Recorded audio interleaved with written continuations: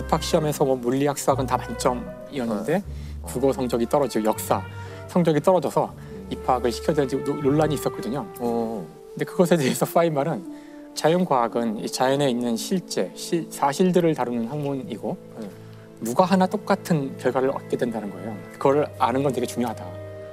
영어, 그러니까 국어란 것은 인간의 약속에 불과하다. 결국은 다 외우는 걸 텐데 여기에 나는 많은 시간을 쏟을 필요가 없다고 생각한다. 아까처럼 우리가 사랑 얘기 같은 거 하고 있으면 굉장히 싫어하죠. 그냥 서로 생각하는 사랑이 다른데 이런 무의미한 얘기를 왜 오래 하나 이렇게 생각했어요. 명제가 없잖아요. 시작할 수 있는 명제가. 심지어는 그 철학에 대한 적대적 느낌도 있고. 아, 적대적이에요? 철학에 대해서? 다 소용없다 이런 식의 생각. 사실 이런 모습이 제가 이제 그 학창 시절의 제 모습이랑 비슷해요. 학창 시절의 제 생각도 이제 아직 짧은 생각일 때지만 이 물리학이라는 학문이 주는 그 중압감이 되게 커요.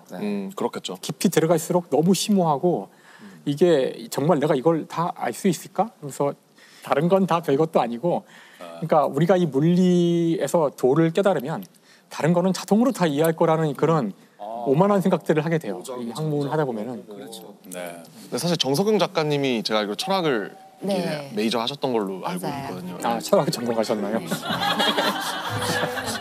근데 저는 철학을 싫어하지 않아요. 저는 근데 잘 받아들일 수 있어요. 제가 졸업을 하지 않았고 중간에 학교를 그만둬서 한 17세기, 18세기 정도의 철학자들한테 머물러져 있다면 그 사람들은 다 철학자이면서 물리학자고 수학자들이었어요. 저는 시나리오 쓸 때 아까 물리학 법칙에 따라 쓴다고 했잖아요. 예를 들면 관성의 법칙 같은 것은 아무 일도 일어나지 않으면 그냥 그대로 있는 세계. 그리고 이제 어떤 외력이 가해지죠. 외력이 가해지죠. 이걸 작용, 반작용의 법칙이라고 해볼까요? 사건이 가해지죠. 일어나면 갈등을 통해서 생겨나요. 그 다음엔 뭐 가속도의 법칙. 이제 자기 힘이 가해진 쪽으로 욕망이라고 할까요? 캐릭터와 욕망과 갈등이 있거든요. 이렇게 사실 시나리오에서 설명할 수 있어요. 그래서 제가 철학에서 많은 걸 배우진 않았지만 가장 인상 깊게 남는 말이 말할 수 있는 것과 말할 수 없는 것이 있다. 비트겐슈타인 말이죠. 그리고 우리는 말할 수 없는 것에 대해 침묵해야 된다. 말할 수 있는 게 물리학의 법칙인 것 같아요. 물리학자들이 아주 좋아하는 철학자죠. 네, 그렇게. 그 문장이 주는 그 함의가 크기 때문에.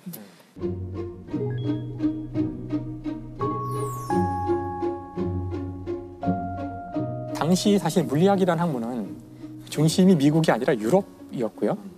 유럽의 물리학자들은 굉장히 고상한 사람들이었어요. 그래서 아인슈타인만 해도 아주 훌륭한 바이올리니스트였고요. 철학을 다 꿰뚫고 있었고 양자역학을 만든 하이젠베르크도 뮌헨이라는 도시에서는 피아니스트로 아는 사람이 있을 정도로 교양인들이 사실 물리학자였거든요. 당시에. 파인만은 정말 전형적인 미국 스타일의 말도 막 하고 뭐 교양도 없고 그다음에 아까 심지어 교양의 적대적이기까지 한 그 자서전에 가까운 책이 바로 파인만 씨 농담도 참 잘하시네요 라는 제목을 가진 책인데 바로 이 문장이 사실은 이 사람이 교양에 대한 그 적대감을 보여주는 문장이에요. 제목에 나오는 부분이 그 에피소드가 파인만이 이제 프린스턴에 갔는데 대학원에 그 입학한 첫날 그 학장이 불렀다고 그러더라고요. 티타임을 같이 가져서 신입생과 같이 대화하는 시간인데 누가 와가지고 저 파인만 씨 차를 드리려고 하는데 크림을 넣을까요? 아니면 레몬을 넣을까요? 물어봤대요. 자기는 한 번도 이제 차를 먹어본 적도 없고 차에 이걸 뭘 넣어드는지도 모르는 거예요. 가만히 듣다가 둘 다요. 그러자 이제 그 질문을 했던 그 사람이 헤헤헤헤 웃었다고 나와요. 헤헤헤 웃고서 아이 파인만 씨 참 농담도 잘하시네요 한 거예요. 많은 사람들이 이걸 보고 막 웃었다 그러는데 아무도 웃지 않잖아요. 전혀 안 웃긴데요.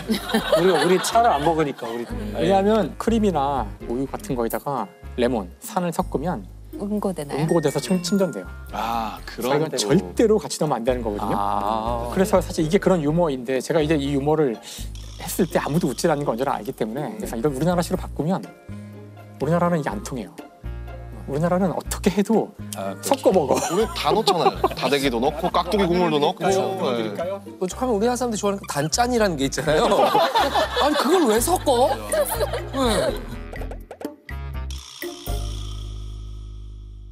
이게 다 인간의 약속에 불과한 건데 알면 되는 건데 그걸 모른다고 무시한다거나 이제 그런 걸 되게 싫어했던 거예요. 권위를 싫어하고 하지만 이제 물리에서는 이 사람이 최고였죠. 프린스턴에 가서 불과 한 1년 만에 벌써 이미 논문이 2편 있어요. 이미 벌써 그 국제전을 낸 논문이 2편 있고 지도 교수가 보기에는 충분히 발표할 만한 중요한 업적을 낸 거예요. 그래서 한번 우리 학과 세미나에서 발표를 해봐라. 그 세미나를 주관하는 사람이 거기 이제 학과의 유진 위그너라는 교수였는데 이 사람 노벨상 수상자가 될 사람이에요. 머지않아. 그래서 이제 이번에 뭐 어떤 분들이 들어오세요? 그랬더니 내가 듣기로는 아마 폰 노임만 교수님도 온다는 것 같던데. 그 노이만. 노이만. 폰 노임만? 그래서 폰 노임만은 게임 이론을 만든 아인슈타인도 인정한 아마 단 한 사람을 꼽으라면 폰 노임만을 꼽을 만한. 그때 바짝 쫄았죠. 유명한 사람이 온다고 했더니 또 한 사람이 그 파울리 교수가 지금 우연히 여기 와 있는데 이 사람 노벨상 수상자예요. 네. 노벨상이 몇 명이야?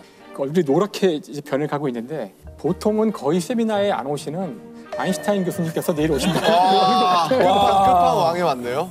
그래서 그때부터 이제 파인만은 사색이 돼가지고 준비를 너무 무서워가지고 일단 발표하기 전에 자기가 발표할 내용들을 칠판에 막 쓰고 있는데 아인슈타인 교수가 들어온 거죠. 자네가 오늘 발표하는 학생인가? 여기 차가 준비돼 있다네. 차 어디 있지? 그래서 차가 저기 있습니다 하고서 가로치고 썼어요. 일단 아인슈타인의 첫 번째 질문에 답을 했음. 야 재밌다. 농담도 잘하시죠. 농담도 잘하시네. 농담을 잘하시죠. 잘하시네요. 그래서 일단 그렇게 어린 나이에 벌써 최고급 과학자들한테 인정을 받는 그런 사람이 되었죠. 이제 유쾌하고 때로는 약간 멋있어 보이는 면도 있었지만 더욱 중요한 거는 교육자로서 훌륭한 사람이었어요. 또 반전 매력이. 그러네요.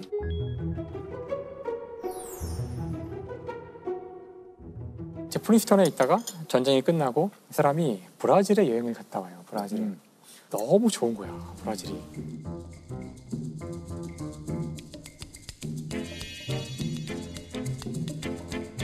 그래서 브라질에 좀 살아보고 싶다. 그런 찰나에 칼텍이란 대학에서 제안이 온 거죠. 오퍼가 온 거죠. 또 오자마자 안식년 보내줄게. 와라. 그래가지고 이제 브라질에서 즐거운 삶을 살기 위해서 포르투갈어를 공부해서 가요. 진짜요? 그 교육자로서의 이 사람의 매력을 보여주는 일화가 하나 있는데 미국의 노벨상급 교수가 브라질로 안식년을 온 거야. 그래서 좀 강의를 좀 해달라 제발 여기 있을 때. 그래서 물론 좋다. 자기는 뭐 물리학 강의하는 거 즐거우니까 하겠다고. 그리고서 고민을 시작해요. 당연히 영어로 강의를 하려고 했는데 근데 야 영어로 해봐. 그러면 아이들이 영어 잘 못해요. 못하는데 막 떠듬떠듬 막 온갖 영어를 하는데도 자기는 영어를 아니까 이해할 수가 있더라는 거예요. 그러니까 내가 떠듬떠듬 하더라도 포르투갈어로 하는 게 아이들이 이해하는데 더 도움이 될 것이다. 입장을 바꿔놓고 그래서 포르투갈어로 강의를 해요. 와.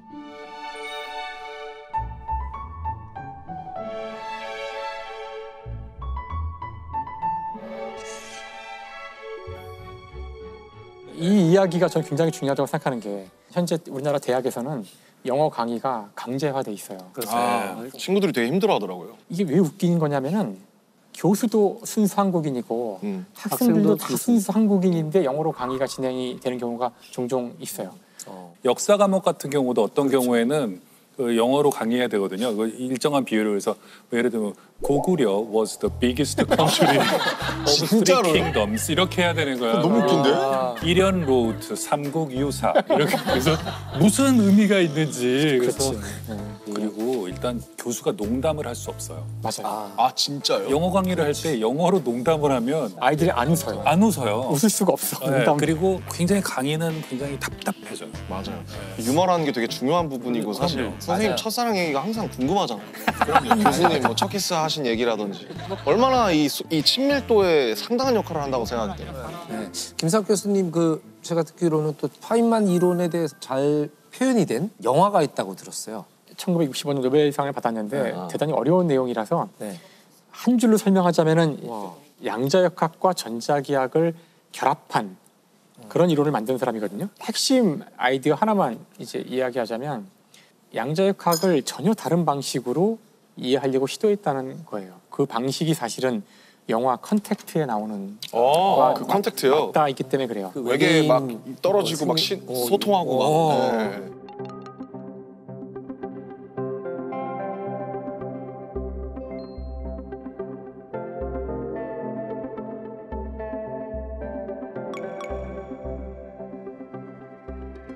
물리학에서는 기본적으로 세상을 이해하는 두 가지 방식이 있어요. 네.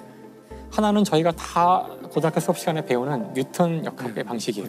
어떤 한 주어진 시간에 물체가 어떤 운동 상태에 있다면 어떤 원인이 제공되면 그 상태가 약간 바뀐다. 그래서 여기서는 항상 중요한 게 어떤 원인과 결과죠. 우주가 자동적으로 굴러가는 알고리즘을 이야기하는 그런 법칙이에요. 이게 소위 말하는 고전역학인가요? 그렇죠. 이게 고전역학의 가장 중요한 틀이에요. 그런데 또 하나의 방식이 있는데 앞에 거하고 똑같은 결과를 주는 전혀 다른 철학적 방식이에요. 목적론적 방식인데 자, 물체를 이렇게 떨어뜨리면 네. 손을 놓는 순간 쭉 떨어지잖아요. 이 물체는 왜 이렇게 가야만 할까? 이렇게 갈 수도 있었고 이렇게 갈 수도 있었고 심지어 이렇게 갈 수도 있었는데 왜 하필이면 이렇게 갈까? 어떤 목적이 있는 것처럼 보이는데 그 목적을 수학적으로 쓸 수 있을까?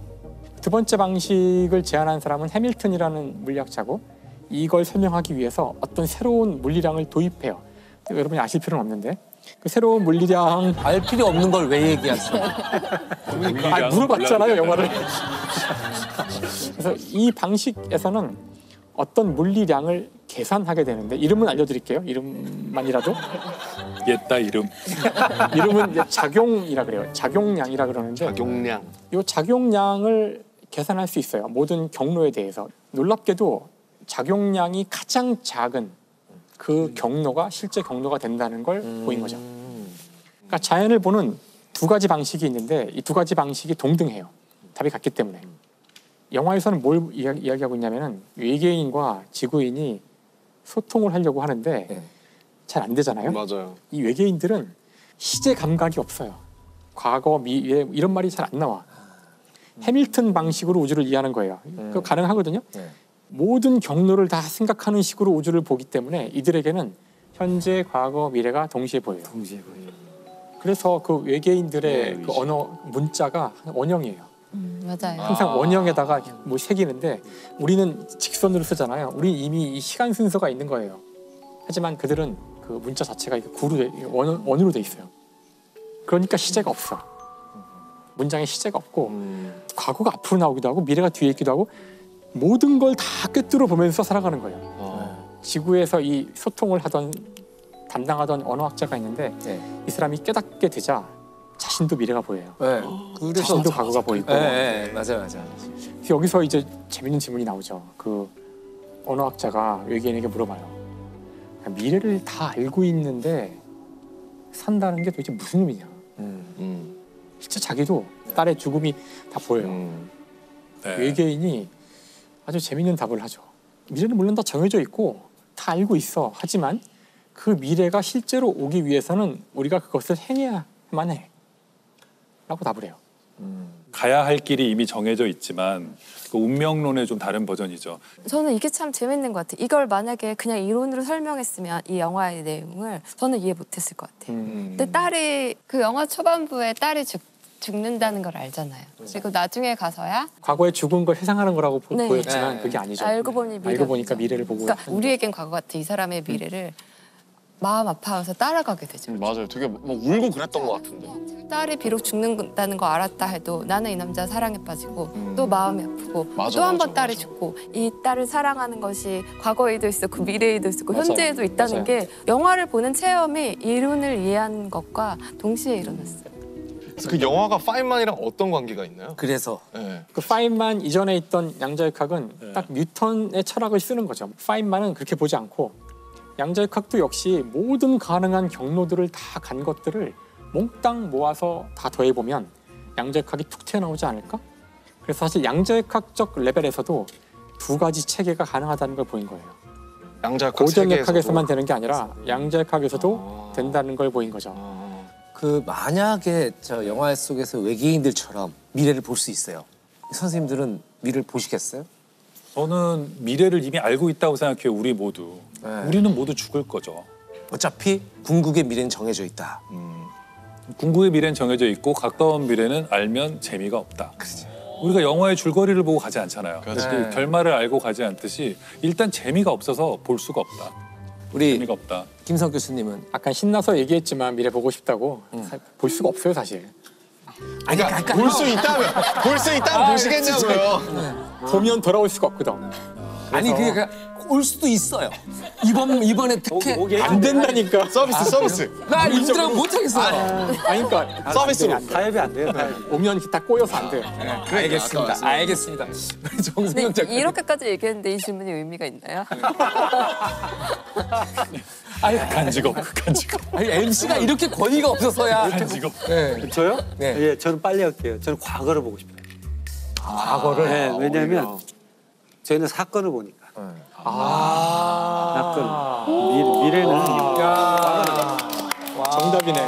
그 사람 속에서 과거를 해석하고 싶어요. 와 진짜 뭔가 너무 멋있다.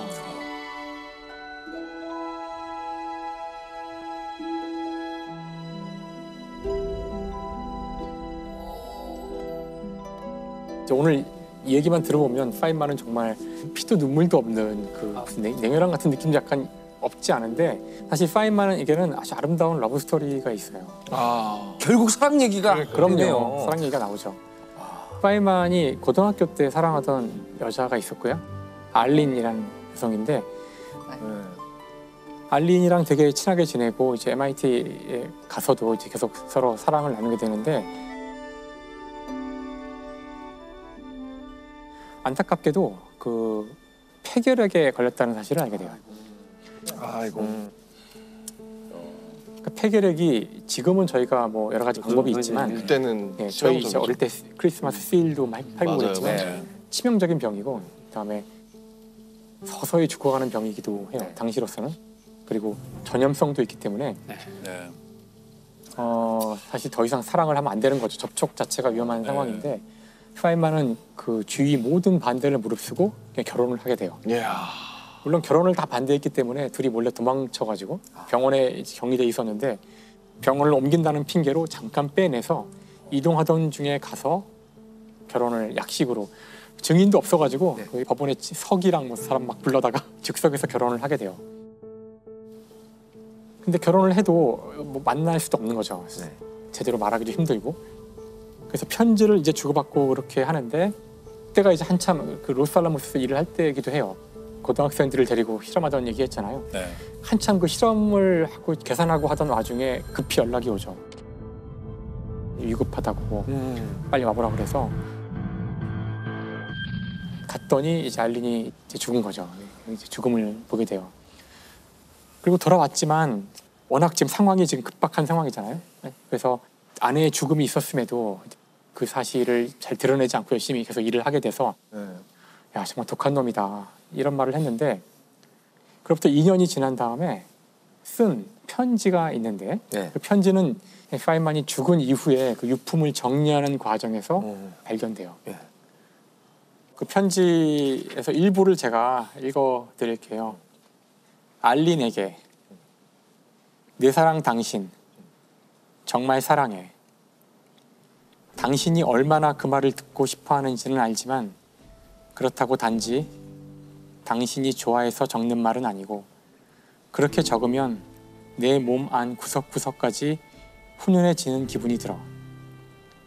지난번에 당신한테 편지 쓰고는 정말 지독히도 시간이 많이 흘러서 거의 2해나 지나가긴 했지만 당신은 내가 어떤 성격인지 까다롭고 현실적이라는 거 이해해 주니까 봐주리라고 믿어. 하지만 사랑하는 아내야. 내가 미루기만 하고 못했던 것을 당연히 해야 한다는 사실도 전에도 내가 정말 잘해주었다는 사실도 이제는 알아. 당신을 사랑한다고 말해주고 싶어. 내 아내를 사랑한다고. 내 아내는 죽고 없어도. 리치. 추신. 이 편지를 못 붙이더라도 너그러이 넘어가기를. 당신의 새 주소를 모르니까. 야.